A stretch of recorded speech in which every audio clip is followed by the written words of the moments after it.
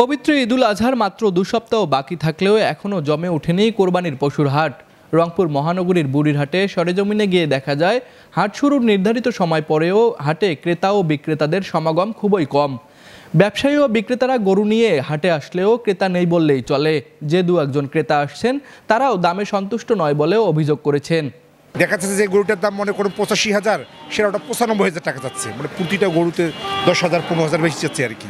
যার কারণে এখন পর্যন্ত আমি প্রায় 11টা গরুর পর্যন্ত দেখছি, তা ওরা দাম একটু বেশি চাই আর কি। এই জন্য ওয়েট করেছি, দেখি শেষ পর্যন্ত কি হয় আর কি। আমি 2 লাখ টাকা করছি ভাই, 2 লাখ টাকা করছি। না না না না, ওজন 8 মণ হবে, 8 মণ হবে। 8 মণ তো একটু শর্ট হবে, ধরেন 8 মণ ধরা যাবে। 8 মণ তো একটু শর্ট হবে। দাম তো অত দাম হবে না, উনি তো গিরি মানুষ নিয়ে উনি অত দাম চাইলে তো আর হবে না। আর আমরা তো নিয়ে লস করবো না, আমরা নাহলে আর 5,000 টাকা বাড়িয়ে দিতে পারবো।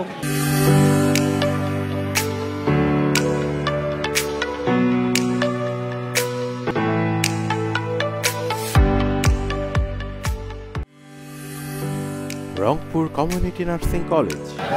গরুর দাম একটু বেশি, দেশি গরু নাই, দেশি গরুর দাম আরো একটু বেশি আছে।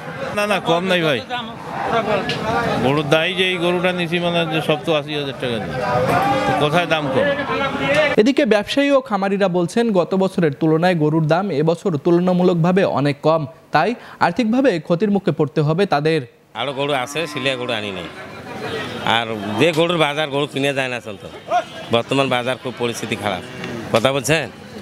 আর ব্যবসার পরিস্থিতিও ভালো না, কারণ হাটে গরু হচ্ছে, দেখি ব্যবসা করি, যা আল্লাহ দে সেইটাই হইবে। তুলনামূল্য গরুর দাম 200, দাম করেছে 150, এই পরিমাণ দাম করেছে।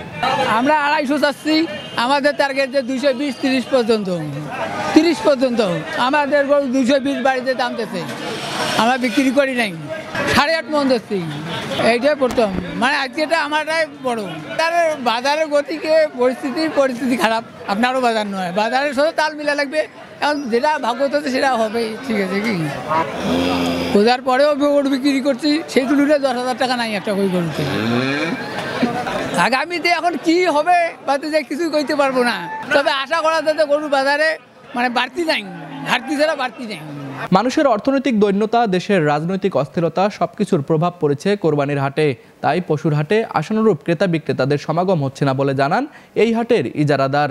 গরুর হাট সবচেয়ে খারাপ অবস্থা চলতেছে, কারণ ক্রেতা বলতেছে দাম বেশি, বিক্রেতা বলতেছে দাম কম। এখন কোনো জিনিসের দাম মানুষ এবার সিজনাল যেটা আলু বিক্রি করে মানুষ কোরবানি দেবে, সে অনুযায়ী আলুর দাম নাই, যার কারণে সব হাটগুলো খারাপ হইতেছে। আজকে ঈদের হাটের আমাদের 4টে হাট আর বাকি। 4টে হাটের মধ্যে আপনারা দেখেন সরজমিনে যে গরুই নেই হাটে, ক্রেতাও নাই, বিক্রেতাও নাই। আমরা লসের সম্মুখীন হয়ে গেছি অনেক টাকার।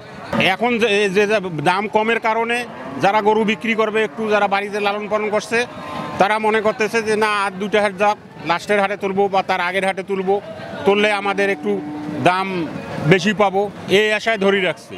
কিন্তু সে অনুযায়ী এবার সে অনুপাতে বেচা কিনা হবে না। যেটা আমাদের করণীয় করব, ঈদের 2 হাট আমাদের প্রশাসন থেকে লোক আসবে, প্রশাসনের লোক থাকবে, থাকিয়ে আমরা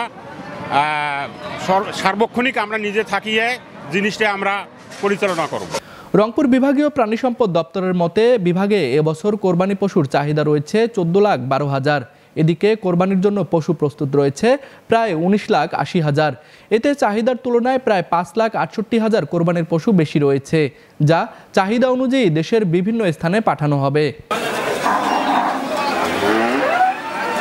রাশেদ হোসেনের ক্যামেরায় তুষার আচার্য, ডেস্ক রিপোর্ট, RCTV।